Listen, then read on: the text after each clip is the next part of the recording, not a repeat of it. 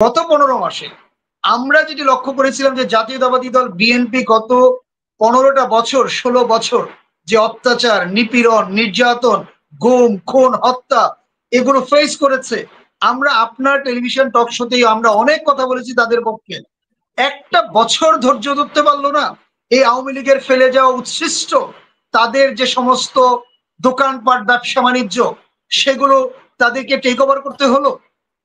আমরা চেয়েছিলাম যে 17টা বছর তোমরা যেইভাবে বাড়ি ছাড়া ছিলা, ঘর ছাড়া ছিলা, পরিবার ছাড়া ছিলা, সন্তান ছাড়া ছিলা, রাজনীতি ছাড়া ছিলা, আরে বাবা একটা বছর অপেক্ষা করতে পারলা না?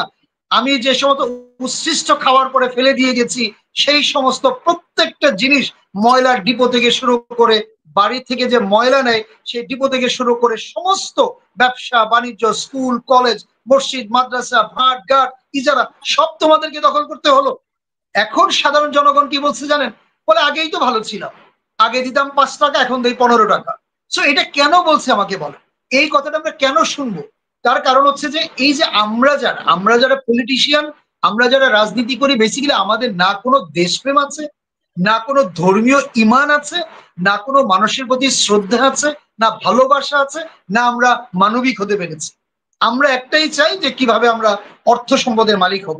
সো যে কারণেই এখন আপনি যদি বলেন, আমি এটাই বলবো যে এত ইজি না, এত ইজি কখনোই হবে না। তবে আবারও বলছি যে বাংলাদেশ আওয়ামী লীগ শেখ হাসিনার বাবার পৈতৃক তালুক নয়, এটা গন কেস। তার বাবা বিদায় হয়েছে বাকশাল করে, শেখ হাসিনা এখন অতীত।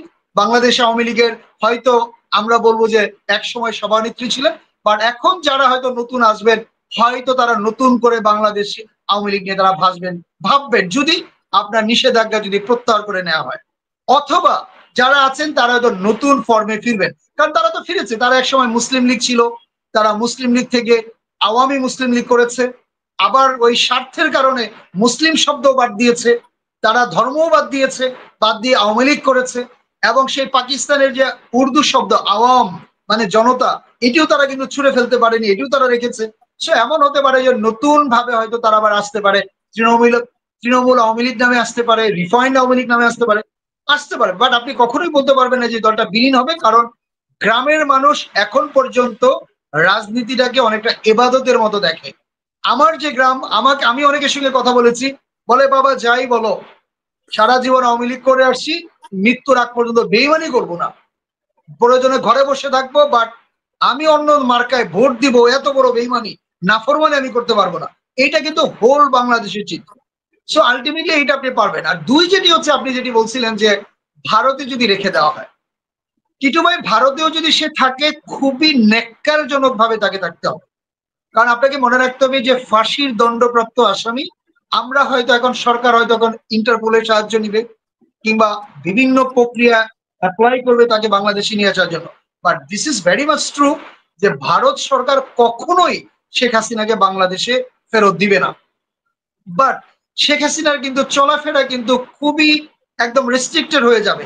সে কিন্তু তার বাকি জীবনে কখনোই, বাকি জীবনটা তাকে কিন্তু কয়েদির মতোই, একজন ফাঁসির আসামির কয়েদির মতোই তাকে কিন্তু একটি অন্ধকার ঘরে কিংবা কোনো একটি ঘরে তাকে বাকি জীবন কাটাতে হবে, যেখানে কারোরই অ্যাক্সেস থাকবে না। কারণ যেটি মামুন ভাই বলছিলেন যে এটি তো হতেই পারে, মানুষের যে ক্ষোভ রয়ে গেছে, যদি ভারত সরকার ডিসক্লোজ করে যে কোন এরিয়াতে উনি আছেন, কোন বাড়িটাতে উনি আছেন, any time any occurs can be happen দেয়ার।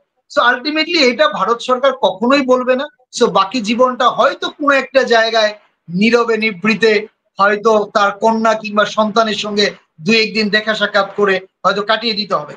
আর যেহেতু সে দণ্ডপ্রাপ্ত আসামি, এতদিন যেটা হয়েছে যে আমাদের সাংবাদিকতার ভাষায়, যেহেতু কোনো আপনার আনটিল আনলেস আপনি যতক্ষণ পর্যন্ত একজন মানুষ অপরাধী আপনার শনাক্ত না হচ্ছে, আপনি কিন্তু তার বক্তব্য, তার লেখা কিংবা তার সংলাপ, তার ইন্টারভিউ আমরা দেখেছি। আগামীকালকে থেকে কিন্তু এগুলো আপনি আর দেখবেন না। কারণ যেহেতু সে দণ্ডপ্রাপ্ত আসামি, তার কোনো প্রচারণা, তার সাক্ষাৎকার, তার লেখা এখন কিন্তু আর বাংলাদেশের মানুষ কিন্তু আর দেখতে পারবে না। কারণ এটা কিন্তু রেস্ট্রিক্টেড করা হবে, কারণ দণ্ডপ্রাপ্ত আসামির এগুলো টোটালি রেস্ট্রিকশন আছে। সো আলটিমেটলি একটি ভয়াবহ জীবন তার এখন অপেক্ষা করছে।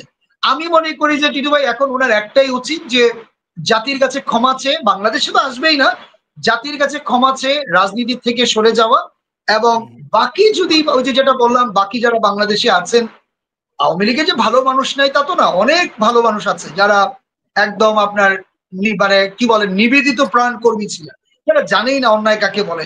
ধরুন আমি যদি বলি টিটু ভাই, আমি বাংলাদেশ আওয়ামী লীগের সেন্ট্রাল সাব কমিটিতে ছিলাম, আমি 2 টার্ম উপকমিটিতে ছিলাম, আমি বাংলাদেশ আওয়ামী পর্যটন লীগের সভাপতি ছিলাম, বাট আমাকেও তো অনেক তছনছ করা হয়েছে। বাট ডিজিএফআই বলেন, এনএসআই বলেন, এসবি বলেন, ডিবি বলেন, সিআইডি বলেন, পিআইবি বলেন, সবই যাওয়া শেষ।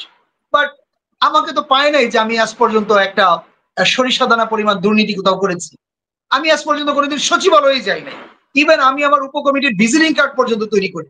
সো এইটাও ঠিক যে রাজনীতিতে যে অনেকেই বলে যে মিথ্যা মামলা হয়, হ্যাঁ কিছু হয়রানি হয়, বাট দিন শেষে আপনি যদি অনেস্ট থাকেন আলটিমেটলি আসলে আপনার কিছুই হয় না, তার নিজের প্রমাণ আমি এই জন্য বলি যে আমি বাংলাদেশের প্রত্যেকটা আইন শৃঙ্খলা রক্ষাকারী বাহিনীর কাছে আমি এই জন্য কৃতজ্ঞ যে আমাকে হয়তো তারা নিয়েছে, সারাদিন বসিয়ে রেখেছে, বিভিন্ন তথ্যপত্র নিয়েছে, একটা মুচলেখাও দিয়ে আসছি, বাট যখন দেখেছে যে আমার প্রত্যেকটা কথাই ঠিক, আমার আসলে একটাই ব্যাংক অ্যাকাউন্ট যেটা হচ্ছে আমার পেরোল অ্যাকাউন্ট, তারা যখন খুঁজে পায় নাই, তারা হয়তো দে ফিল ব্লেসড যে না অন্তত এই লোকটা সত্য কথা বলে গেছে।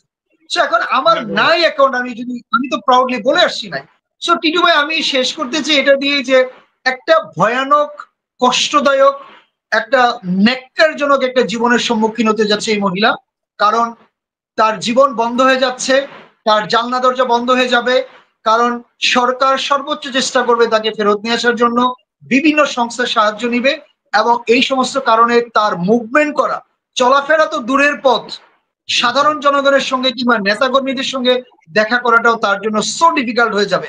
সো বাকি জীবনটা নীরবে নিভৃতে একা একা তার যে কর্মের ফল, যে কর্মের কথা বলা হয়, যেভাবে 1400 মানুষকে হত্যা করা হয়েছে শুধুমাত্র ক্ষমতার জন্য, দাম্ভিকতার জন্য।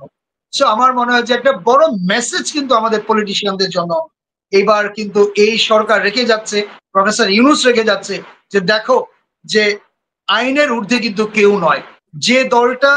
যে দলটা বাংলাদেশের মহান মুক্তিযুদ্ধে নেতৃত্ব দিয়েছে, যাদের কারণে আমরা একটি পাসপোর্ট পেয়েছি, একটি মানচিত্র পেয়েছি, একটি জাতীয় সঙ্গীত পেয়েছি, একটি স্বাধীন সার্বভৌম রাষ্ট্র পেয়েছি, সেই দলটাই আজকে বাংলাদেশ থেকে নিষিদ্ধ।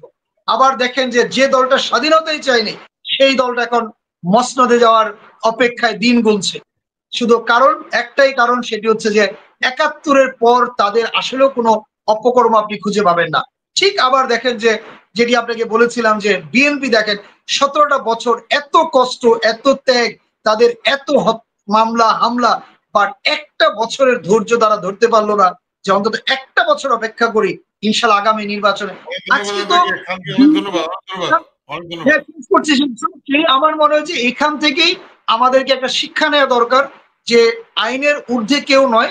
এটা আমার মনে হয় যে আগামী পরবর্তীতে যারা রাজনীতিতে আসবেন তাদের এই জিনিসটা যেন মাথায় থাকে, এখান থেকে যেন শিক্ষা নেয়। যে ধন্যবাদ।